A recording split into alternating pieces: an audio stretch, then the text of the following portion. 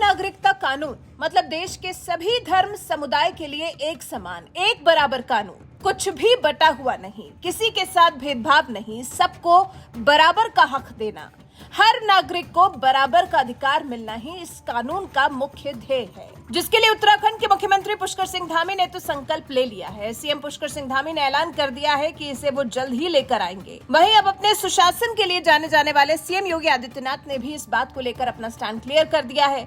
उत्तर प्रदेश राज्य विधि आयोग ने भी समान नागरिक संहिता लागू करने की सहमति दे दी है और सीएम योगी तो पहले ही कह चुके हैं कि संविधान सबसे ऊपर है, संविधान सबको बराबरी का अधिकार देता है।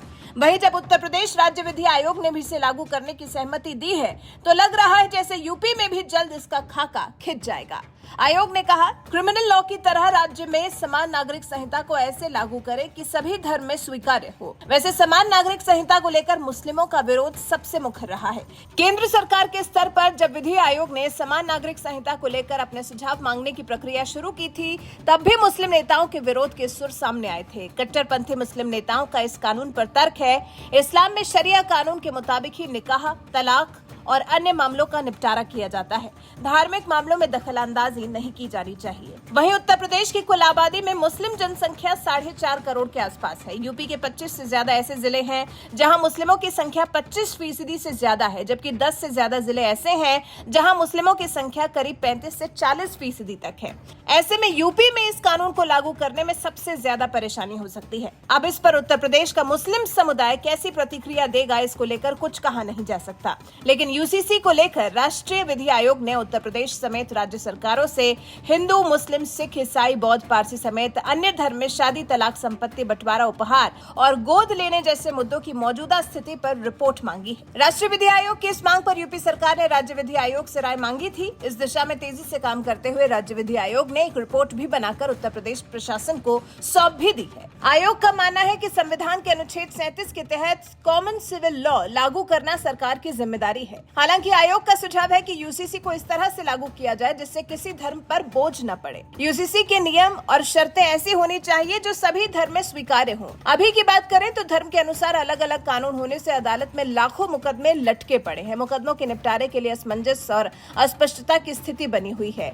यूसीसी लागू होने से भ्रम की स्थिति नहीं रहेगी और मुकदमों का निस्तारण तेजी से हो सकेगा। अब देखना दिलचस्प होगा कि इस कानून के लागू करने में क्या क्या काम आगे होगा और सरकार को आगे और कौन कौन सी दिक्कतों का सामना करना पड़ेगा। वैसे देश का एक राज्य है जहां पहले से ही एक कानून लागू है।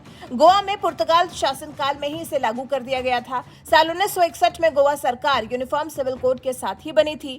यूनिफॉर्म सिविल कोड पर कार्रवाई शुरू करने वाला दूसरा राज्य उत्तराखंड बना है। वहां पर पुष्कर सिंह धामी सरकार ने शपथ ग्रहण के बाद कैबिनेट की बैठक में इसके लिए कमेटी गठन करने का निर्णय ले लिया था। अब ये कमेटी यूनिफॉर्म सिविल कोड को प्रदेश में लागू करने के लिए ड्राफ्ट तैयार करेगी। अब जब इस कानून को लेकर इतनी तैयारी है और इस स्तर पर तैयारी हो रही है तो जान लेते हैं कि आखिर ये कानून होता क्या है। क्या है समान नागरिक संहिता कानून? भारत में रहने वाले सभी नागरिकों के लिए एक समान कानून लागू होना, फिर चाहे वो किसी भी जाति, धर्म, समुदाय से संबंधित क्यों न हो। समान नागरिक संहिता में शादी, तलाक, जमीन जायदाद के हिस्से में सभी धर्मों के लिए केवल एक ही कानून लागू किया गया है, जिसका सीधा मतलब है कि सभी नागरिकों के लिए एक कानून होगा। इसका किसी भी समुदाय से कोई संबंध नहीं होगा। इस कोड के तहत राज्य में निवास करने वाले लोगों के लिए एक समान कानून का प्रावधान किया गया है। इससे धर्म के आधार पर मिलने वाली छूट से लोगों को वंचित होना पड़ेगा। इसी बात को लेकर कानून पर विरोध के सुर उठते रहे। हालांकि इस कानून के फायदे भी कम नहीं है। क्या है समान नागरिक संहिता के फायदे? समान नागरिक संहिता लागू होने से सभी समुदाय के लोगों को एक समान अधिकार मिल जाएगा। ऐसे में Muslim personal law, Christian personal law खत्म हो जाएगा।